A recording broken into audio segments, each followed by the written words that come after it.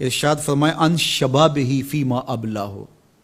جوانی کے بارے میں پوچھا جائے گا کہ جوانی کہاں بسر ہوئی۔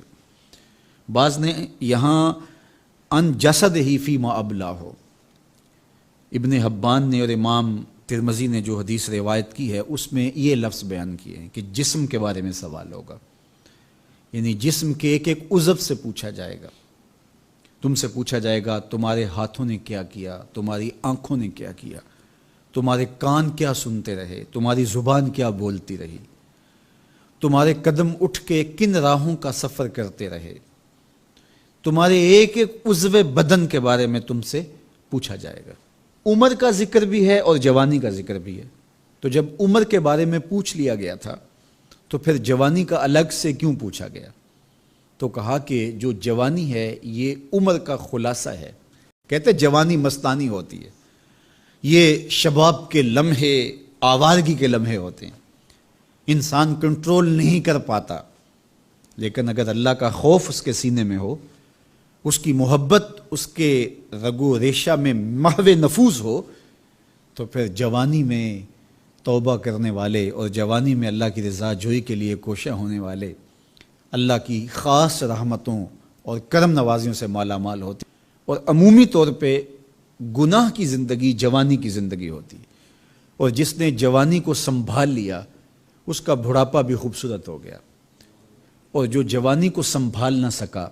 تو اس کے پلے پھر باقی بچا ہی کیا۔ اسی لیے ایک روایت میں آتا ہے ان اللہ یحب الشاب التائب، اللہ تعالیٰ جل شانہ توبہ کرنے والے جوان سے بہت زیادہ محبت فرماتا ہے۔ نوجوان شخص جب توبہ کرتا ہے خوشی سے اللہ کا عرش بھی جھومنے لگتا ہے، فرشتے بھی آفریں آفریں کرنے لگتے ہیں یہ کون شخص ہے۔ تو جوانی کی توبہ اللہ کو بہت محبوب ہے، اسی لیے ارشاد فرمایا گیا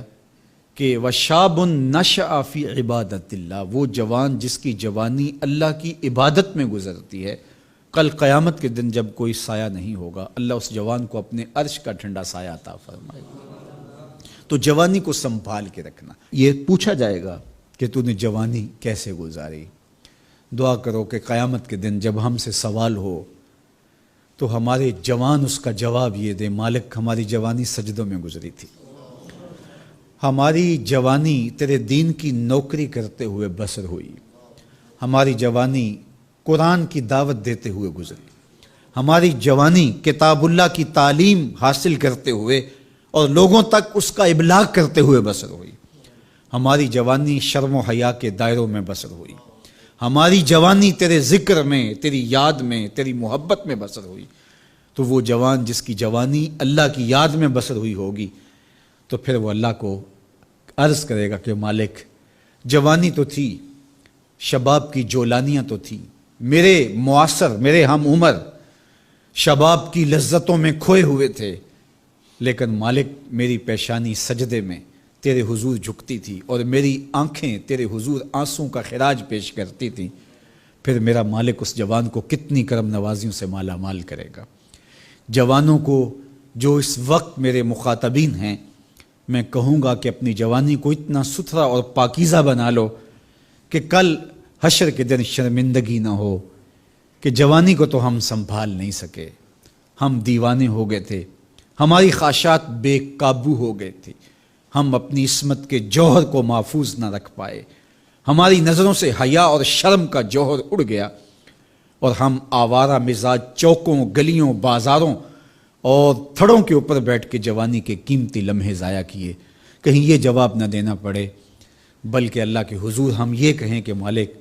جوانی تو تھی، شیطان بھی پوری طرح سے حملہ آور تھا، لیکن ہمیں تیرے محبوب علیہ السلام کے فرامین یاد تھے، اس لیے جوانی تیری محبتوں کے سائے میں بسر ہوئی۔